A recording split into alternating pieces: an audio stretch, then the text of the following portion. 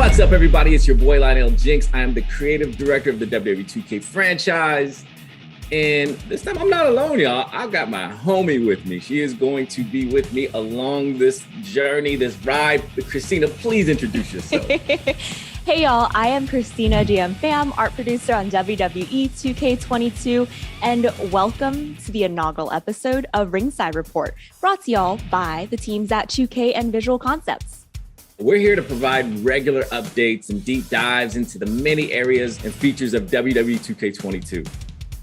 And this year, we're introducing the WWE 2K22 Ringside Reports, and you'll hear from Lionel and myself beginning now through the game's launch in March and after for the latest on DLC, patches, and other updates. And we're not going to be taking this ride alone because we're bringing the homies from the dev team with us.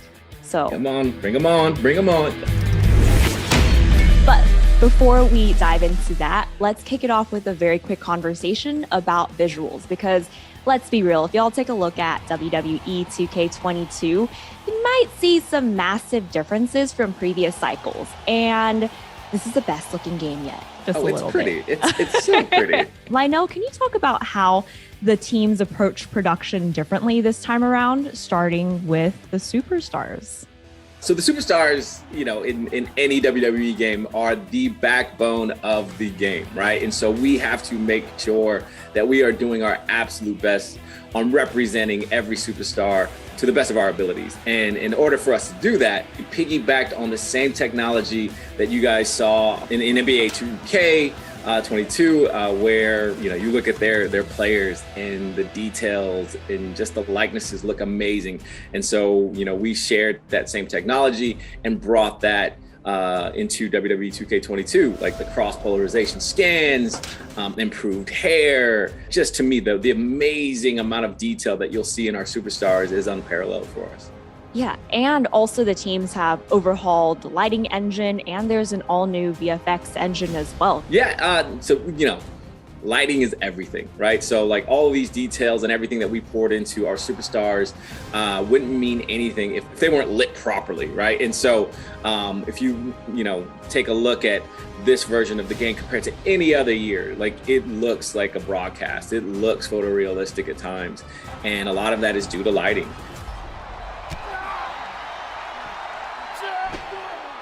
And before I forget, there was also a ton of new and improved championships as well. And one of my personal favorites, mainly because it's the team I work with most closely, is the environments team. There are over 55 playable arenas, and we also have virtual crowd boards in the game as well. So you might see some familiar faces. Oh, yeah. Not my ugly mug. All right, we know what y'all been waiting for, so we have some folks in the waiting room. I'm gonna go ahead and invite all of them in. So, y'all, we're so excited today because y'all know who we got. Please welcome the gameplay leadership team, principal designer Jason Vandiver, senior designer Derek Donahue, and senior producer Jonathan Rivera. Y'all, this is extremely exciting, and thank you so much for joining us for the first episode of Ringside Report. Okay, so I don't want to linger any longer because folks have been asking for gameplay for a very, very long time. Without further ado, the moment y'all been waiting for, we are going to show you a 1v1 match between Rey Mysterio and Damian Priest. So let's roll the footage. So at this point, one of the things we very intentionally called out to our fan base is that we have a redesigned gameplay experience. And starting with Jason, can you talk about what that means to you and how gameplay hits different? In WWE 2K22, we have a completely new animation system. This system has allowed us to greatly improve the look and the feel of the characters. Basically, everything from the way the characters move and they traverse through the world to how they align with each other during attacks has been completely overhauled and redone. Players are going to notice a significant difference the moment they pick up the controller. The characters are way more responsive than they've ever been. You no longer feel like you're fighting to control your character to get them into position to do what you want them to do. Strikes, dives, springboards, they all connect more precisely. And that's also something that we really struggled with and took to heart and tried to resolve this year. Another key change that we've made to the game engine this year is our physics system. While the series has always had Havoc to some degree, it was primarily used for only hair and cloth simulation. For 2K22, we've completely integrated Havoc into gameplay, which has allowed us to introduce things like breakable props. The kendo stick starts to fray the more you use it. Tables, they break more dynamically. The chair even breaks. And even elements within the environment itself are now dynamically breaking, such as like the corner barricade, instead of relying on a canned sequence animation. It's a really big change and has helped to make the entire gameplay experience feel more dynamic. Awesome. Derek, same question. So for me, when we sat down to figure out how we were going to change gameplay for 2K22, one of the biggest things that we put as a priority was making sure the game is fun in a pick up and play kind of way. I want to be able to hand the controller to my friend who doesn't know anything about WWE, and I want them to still be able to have a good time and be able to just kind of hop in with me. So we made sure that with our controls redesign, all of the core actions are something you can discover just by button mashing. You should be able to basically play through a match without having known anything beforehand. But another big priority for us with that is making sure we're not, smoothing over a lot of the details that returning fans like. So all of the high level of control that you expect to have with your character, all of the high degree of customization you expect, all of that still remains. Okay, so you've mentioned new controls and mechanics. Combat itself is centered around 3 inputs: light attacks, heavy attacks, and grapple. So in this cycle specifically, what do those terms mean? So light attacks, those are your quick strikes, the fastest attacks in the game. Heavy attacks, those are kind of like strong strikes from previous years. They're bigger, slower strikes, but they deal more damage. And then finally, grapples, those are where some of the bigger changes come into play. So you press the grapple button once to lock up with your opponent, but then from there you can press light, you can press heavy. Those will do your light and heavy grapples, but there's all sorts of other options. Irish whips, drag, carry, all of those things come from the grapple state. So once you grapple your opponent, you have a lot of possibilities opened up to you. Okay, and I want to toss this over to Jonathan too. So opening up these possibilities, can you talk about some of the combo options that players can dive into? Yeah, sure. I love how simple and engaging our new dynamic combo system feels. I don't need to memorize every superstar's moveset, but instead I practice the timing of my inputs in order to execute combos.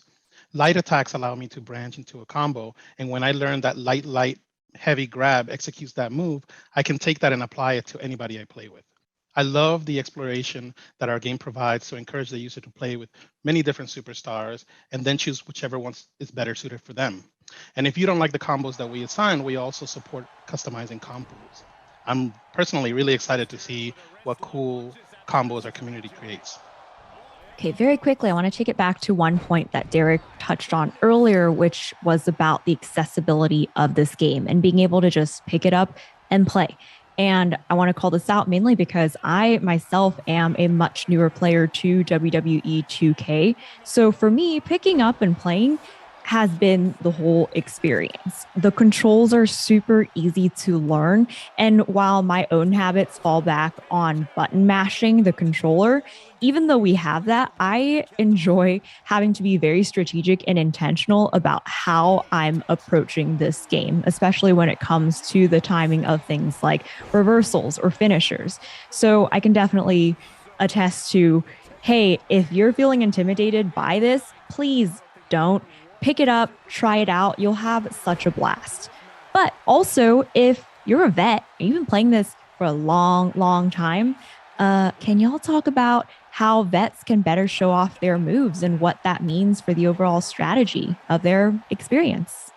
So a lot of the strategy for our game comes with the new defensive options that we've added this year. So one of the biggest examples is breakers. Instead of reversals being the only tool for countering your opponent's attacks, grapples and combos actually don't use reversals. Instead, you counter them with a breaker. So when you're doing a grapple or a combo on your opponent, they can counter that attack by pressing the same light, heavy, or grapple input against you. So those moves are countered with breakers. Everything else is countered with a reversal. So knowing what kind of attack you expect your opponent to perform can already prime you to know how you want to counter it. So there's already a mind game with that level. Then you have blocking, which is all new. If you hold down the reversal button, you enter a blocking stance, and that lets you withstand light, heavy, and running attacks. And then you can counterattack faster than your opponent can after blocking. You can also dodge with the right bumper. So you can kind of choose a direction and get out of the way really quickly if you time your dodge correctly, but it's higher risk than a block. And then when you're on the ground, you also can button mash to get up faster, or you can press right bumper to do a quick get up at the cost of some resource. So when you have all of those defensive options available to you, it makes when you're on defense, it's a lot more strategic, but also when you're on offense, you have to be careful with how you want to attack your opponent so that they don't counter you. So our community has been speculating about the HUD and like guessing like what, these little glowing meters mean and all this stuff. Jonathan, I'm going to let you be the first to break this down and break the news. And let's dive into the HUD and give the community some clarity here. So our goal was to create a HUD that strips down all unnecessary aspects and simply gives the user the information that they need without distracting the user from the in-game action. So at the very top, you'll have the vitality meter, and this is basically your health bar. Below that, you'll find a special meter, which is a resource you want to spend to perform signatures, paybacks, or defensive actions. Finally, at the bottom is your finisher meter, where you can store up to 3 stocks. So there's one thing that's missing that I think a lot of people are like, where's the reversal stock? Can you talk a little bit more about the changes we made there? Yeah, sure. Yeah, obviously the biggest change that we made was removing the reversal stock from the HUD. We felt that 2K20's matches came down to how the users manage their reversal stock. We wanted to bring a bit more skill to a match by giving the users unlimited reversals, but making them a little bit more difficult to execute. In our internal matches with 2K22, we get wild swings and back and forth and a bunch of oh-so-close moments that we really feel make the match memorable. And in addition to that, we added a new stun meter that shows up on the characters when it's close to being filled. So we're really excited to show off our new HUD and for our users to play with all of the new additions and our streamlined approach.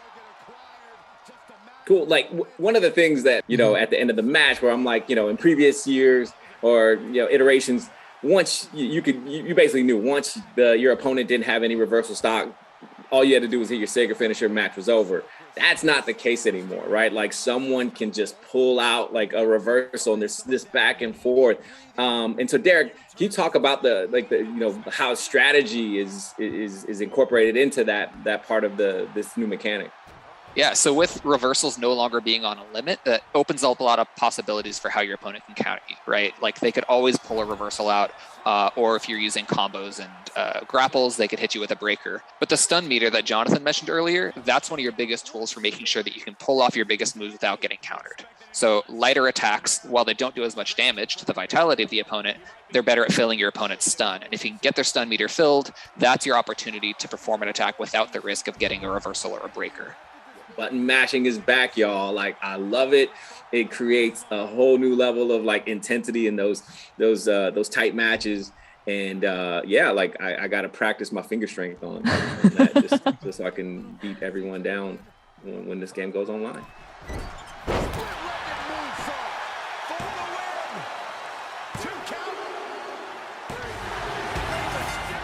All right, y'all, we can go on and on, but unfortunately we're out of time. So to close out, now that we're nearing the end of production, what are y'all looking forward to most for the game, whether for your own experience or with players specifically? Let's start with Jason, then Derek, then Jonathan. I'm really looking forward to seeing how My Rise turns out. We've been working so hard on gameplay that haven't really been able to look at the rest of the game. Those guys have been really working to deliver an awesome story this year. And from everything I've seen, they're ready to deliver. You two, get in the ring. For me, it's the backstage, the completely redesigned backstage that I think people have only seen a small peek of. There's a lot of really cool stuff going back there, especially with the verticality. And for me, I'm super excited to see Rey Mysterio in our showcase mode, playing some classic matches that were recreated for WWE 2K22. So I think people are going to be really excited about that. Awesome. Well, again, thank you so much for joining us for the first Ringside Report ever for this cycle. Messed up. You didn't even ask me, Christina, like what I'm looking forward to. That's just messed up. It's going to leave me out. We'll take it back. All right, rewind. Lionel, what are you most excited for? It's everything, right? Like, I've been fortunate enough to like have my hand in, every single cookie jar and As you can tell, like this COVID wait ain't going away anytime soon. But yeah, like it's seeing what we're doing on the gameplay side and how that bleeds into Universe and how it bleeds into my Rise and my GM, my faction. Like we've done so much in the time that we have, and I'm just super excited for everyone to get their hands on with it and just have fun. Like again, like just practice now, practice your thumb strength because you're gonna need it. Your thumb strength already. Do thumb exercises, little thumb push-ups. Y'all, so that wraps it for our first ringside report. Thank you to Jason Vandiver, Derek Donahue, and Jonathan Rivera for joining us. Sure. Thank you. Thank you for having us. Oh my God. Was I supposed to? You committed to the bit. Leave? No, I think that was. Okay, so once again, for real this time, thank you to Jason, Derek, and Jonathan for joining us. And thank you to all of you, the player community, for tuning in for our first ringside report. We are so excited to release this game, and we can't wait for y'all to get your hands on it. Yeah, thank you guys so much for joining us. And thank you all for tuning in. We will talk to you all soon. And in the meantime, check us out on social media at WWE Games. Okay, bye. Peace.